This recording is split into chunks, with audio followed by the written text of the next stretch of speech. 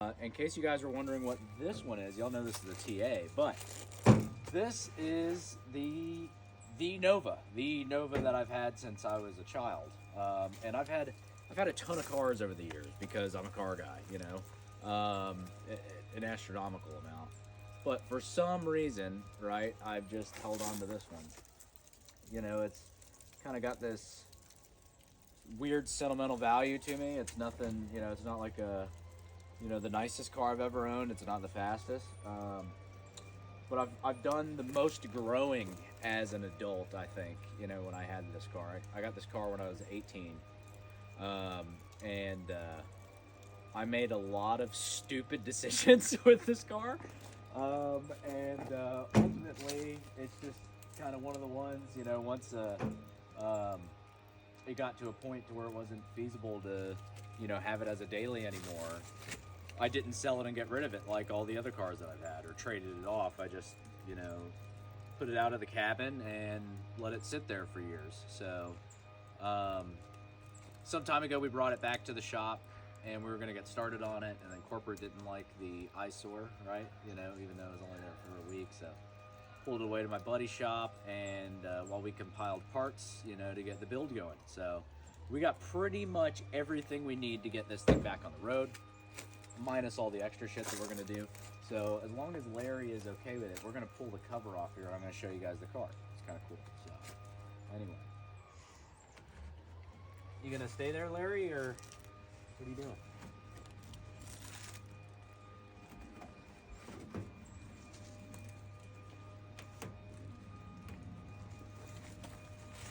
Most of you car dogs have probably already noticed, as far as Novas go, this is a later generation, right? So this is a 73, 74 car. They made this body style for 2 years.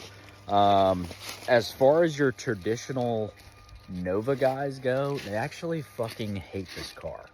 I don't know why. I've always got a ton of grief from like some of the old school car heads, right, over this thing. A few years back, I say a few years back, hell, I was probably 19 when I was talking to this dude about, you know, cars and the old Nova. I was actually at a car show, and this dude had an orange, it was like a 69 or a 70 Nova. And I was like, dude, that's a badass car. You know, man, I'd love to get, you know, mine in that kind of shape one day. And he's like, oh, you got a Nova? And I'm like, yeah. He's like, oh, what kind of Nova you got? I said, oh, I got a 73. And he's like, that's not a fucking Nova. And just kind of walked away. Like, he was absolutely disgusted with me. So I don't know why some people are the way that they are, but, you know, me personally, if anybody's got a cool car, you know, regardless what it is, or they're excited about it, I'm going to sit and talk to them, man. You know, even if it's, you know, not what I think is, like, totally the coolest thing ever.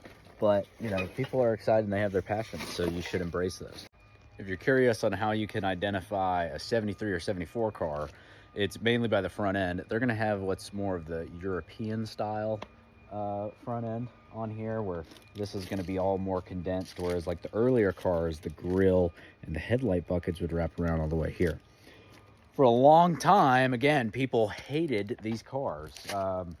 And so a lot of people would actually convert the front ends on these from the 73, 74 style to an earlier style by putting like the 70 front clip on them. You know, get that whole wraparound grille that, you know, is kind of the signature look on the 70s GM muscle cars, right? I actually have a 70 front clip for this, but I'm kind of torn, you know, looking at it again and, you know, being around the car again after so long. I kind of like the 73, 74 style. Might just, you know, try to save this front end if we can. It is actually, I wouldn't use the term rare, right? But it is an extremely uncommon model because of this right here. So, two-door muscle car, right? But if you look, it is a hatchback. What does that mean? It means it's actually a hatch. This is a hot hatch before there was hot hatches, guys. This car is sick. I got the keys right here. We'll see if the hatch still opens. I haven't opened it in like probably a year when we were shoving parts in the back of it. But here we go, guys. Boom. That is the hot hatch right there. The back seat's actually folded down now. So you could put like a ton of shit in here. They actually had a few options in the 70s, right? Where you could get a tent that would go over here And then you can fit like an air mattress and stuff, and you could like camp out of this thing, which is kind of cool. But for now, it is part storage. A lot of these parts probably aren't going to get reused because we got a ton of other shit. But anyway, that is the hatch. It's kind of cool. The one problem about these hatchback cars, well, this is the coolest piece. There is none out there. There's nothing. No, you're not replacing that unless it comes off another car. There is a company that makes them out of fiberglass, but they are race weight only, which means you have to do like hood pins and pin it down, and then you got to use Lexan glass. You know, I've kicked the idea around of replacing that one with this because it's got a little bit of rust in here, but believe it or not, this is actually pretty decent shape that you find these things. When you see these cars, you know, ultimately they get a lot of rot in it, because what happens is, if you look here, this belt molding, water comes in and it sits in here and it actually rots it out on the other side. So unfortunately, that's just kind of nature of the beast. But for an old car that's been sitting forever, that opens surprisingly well. I'll show you guys the engine. There's no fucking engine. That is because I sent that motherfucker to the moon when I was a kid. And it's actually sitting over here. The original engine sitting right here on a pallet, along with the TH350 that came out of it. We have something else that's going in it.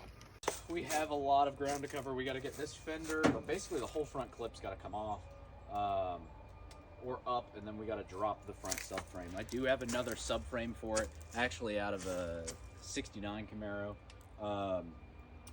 67 to 69, and I think it's 68 to 74 Nova. They share the same subframe, basically the same car. Mine is the back half. The whole front half is basically the same car, F body and X body. Right? But yeah, we got to get that off because another terrible decision on my end when I was a kid. I actually put this thing in a guardrail. So, well, it doesn't look too terribly bad. It looks pretty bad, but the front subframe's tweaked just a hair, right? So get a new subframe under there. We'll need to do something in the way of control arms and suspension geometry, right? But we'll, I guess, figure it out as we go. It's definitely will not be able to be stock in that department. We'll have to have something that can be a little bit more beefed up for the abuse it's going to get, right? So otherwise, just plan on putting it in the guardrail again. Kitty, you like the Nova?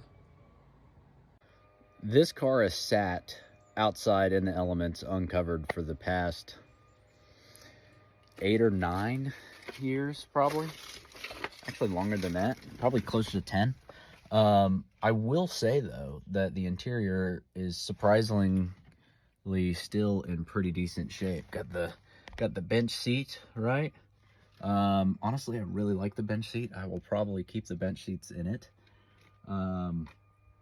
And hell, I might even leave it on the column because it's, I don't know, it's just kind of the way the car's always been. I'd feel weird changing it. What are you doing, Larry Cat? What are you doing? Huh? You chilling? Do you like the car? Those are commonly what's referred to as slot mags, right?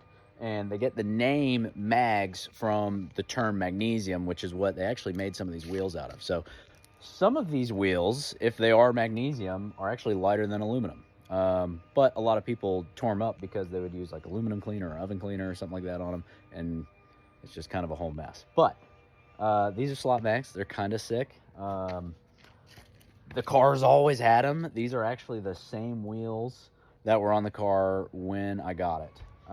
The tires, of course, have been changed numerous times, but same wheels till this day. So I don't know. I might pull an audible and like do some like snowflake style BBSs, or might repurpose the wheels off the C6 if they would fit, or we just, you know, pull what we're doing on the old Trans Am and just go straight NASCAR territory. I don't know. We'll figure it out.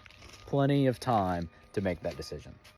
So guys, what do you think? You think she's worth saving?